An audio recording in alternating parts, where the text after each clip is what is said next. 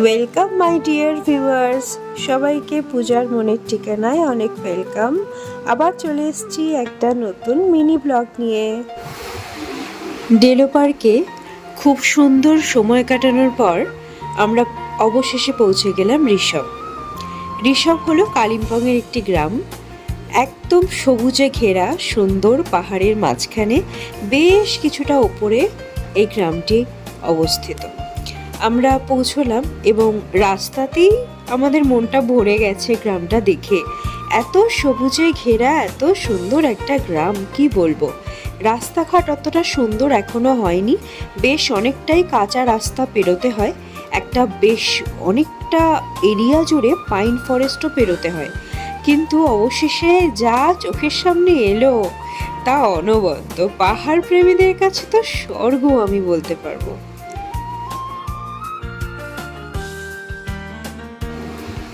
রাতটা খাওয়া দাওয়া করে শুয়ে পড়লাম তাড়াতাড়ি, কারণ বেশ ঠান্ডা ছিল। তার পরের দিন সকাল, এটা ছিল আমাদের সাম্পাং হোমস্টেতে পরের দিনের সকাল। আমি আর কথা বলে ব্লগটা নষ্ট করব না, শুধু একবার দেখো তোমরা, কি সুন্দর কি অপূর্ব এই দৃশ্য। সত্যি মনে নিয়ে আসার মতো দৃশ্য।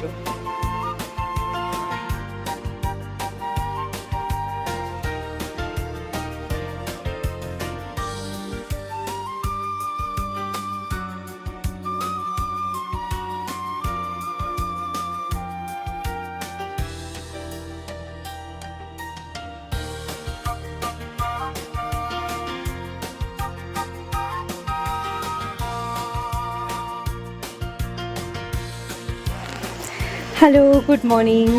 আজ ঋষভে আমরা কাল এসেছি, আজকে আমাদের ঋষভে ডে 2। এই যে রেডি হয়ে গেছি একদম।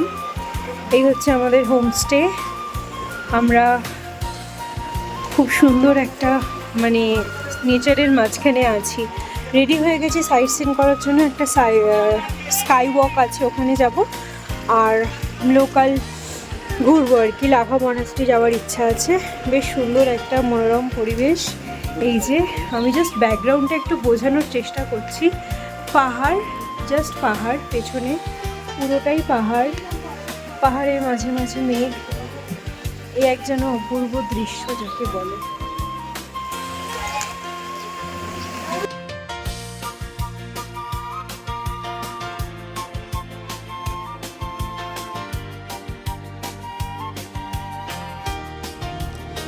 এই যে আমরা লাভা মনাস্ট্রি পৌঁছে গেলাম। লাভা মনাস্ট্রি আমাদের হোমস্টে থেকে খুব একটা বেশি দূরে না। আর লাভা মনাস্ট্রি আগেও একবার এসেছি, খুব সুন্দর লাগে দেখতে।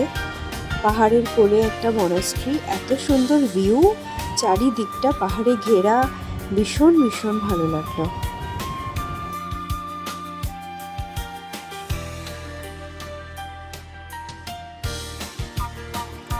ব্যাস, লাভা মনাস্ট্রি ঘোরা হয়ে গেল।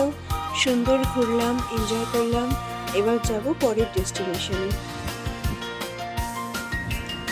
আমার প্রিয় ভিউয়ার্স, সবাইকে মনে করিয়ে দিই একবার, প্লিজ লাইক, কমেন্ট, শেয়ার করবে যদি ভালো লাগে। আর অবশ্যই আমার চ্যানেলটা সাবস্ক্রাইব করে দিতে ভুলো না যেন।